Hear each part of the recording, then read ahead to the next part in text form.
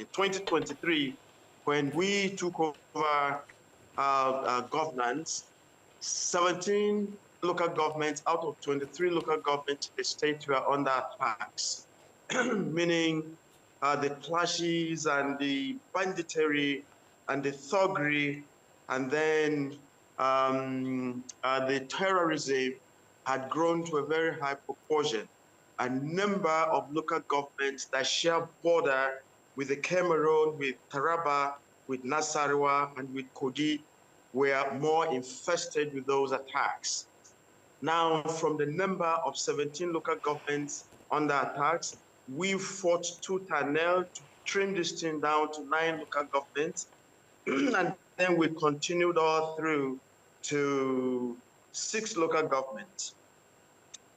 All the hype of these attacks we experience of late, excuse me, I'm under weather, so I'm just trying to come off it. That's okay. So all the volumes of attacks we've been experiencing, particularly in the last 2 months, are in the last 6 local governments that we trimmed from 17 now to 6. How did we do that? So it's not a question of we are going to do all we can. We have put all the arsenals in there and we will continue to do that. I wasn't wrong when I made a reach out to the federal government that we truly need help. And the help has been coming. Since the local government, Ukum and Katsina Ala local government, call that Axis Sankara. When I made a reach out to the federal government, we had some very strong support. We had more manpower that came in with more equipment to support us. And this is why now you are not hearing Katsina Ala, Ukum, or local government. The particular 3 local governments that are in the hot front lines now include this Guma, Apa, and Gwe West. So these are the efforts we've been doing. And then with the support of the federal government, we're going to clear all that. So let them try to see the positivism in the efforts that have been put in place here. Indeed. When people say the state government and the federal government are doing nothing, it makes you wonder what that represents. Your Excellency, let me just come in here because, again, there have been questions, really. Let's situate what these attacks are about. What is responsible for these recurring attacks? Is it land grabbing? Is it politics? I mean, like some have muted. What really is responsible for the recurring attacks? Yeah, good question. The anxieties we're wrestling with here has onion layers. 1. In this very local government of Kuma, the trouble spans between 22 to 23 years back. It started like play like joke. The herders came in, destroyed the farmers' crops, settlements were made, and then for a very long time, it was at that. Over time, it now graduated into armed herders versus the entire communities. It was not just selective at this point between herders and farmers. It now enveloped the entire community and the entire villages.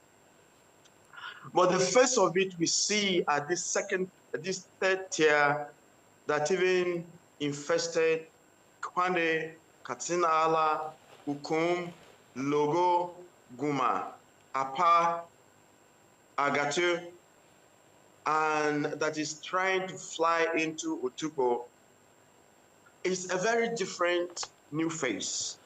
And how does it happen? The people, the attackers now are pure terrorists and bandits. They come not with herbs.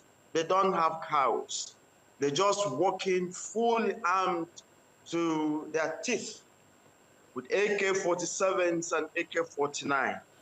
They come in there, destabilize people, push people out, kill quite tons of people, then after a week or two, get back for occupation. And this has been persistently happening, particularly in the last three local governments we're wrestling to rescue now.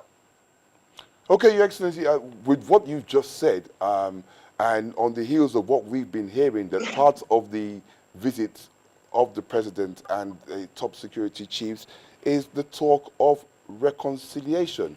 Now, with what you said, how do you reconcile with people that you say are probably not Nigerian nationals who just come in, kill scores of people, and run away? I mean, where does the reconciliation come in? How's that possible, Your Excellency? Again, talk about onion layers. There is another layer to the challenges we have in the state here. The non-cooperation of the so-called um, some major stakeholders. Um, there is a disunity or kind of a disharmony within camp, within the ruling APC camp in the state, which is quite unfortunate. There are some people who have been disgruntled and are yet to get back into the fold. So with those, I think the president calls on us as an APC embodiment to come back, reconcile yourselves. You fight better when you are unified. So that is a given when he calls for that. And again, I think that it's an invitation to the yesteryears or the tradition of a resolution and peace within the conflicts that happen between the farmer and the herder. So I think the call is quite appropriate at the same time. In the other shade of it, we're talking about the bandits and the terrorists who have come with a very mystifying frame of a guerrilla warfare. Come, hit, go back. So with those, we cannot identify them. But with the federal government continued support now of intelligence finding and searching, I think we're going to do even some more on identifying those people, apprehending them, and creating a new narrative for our three local governments and, in fact, indeed the state.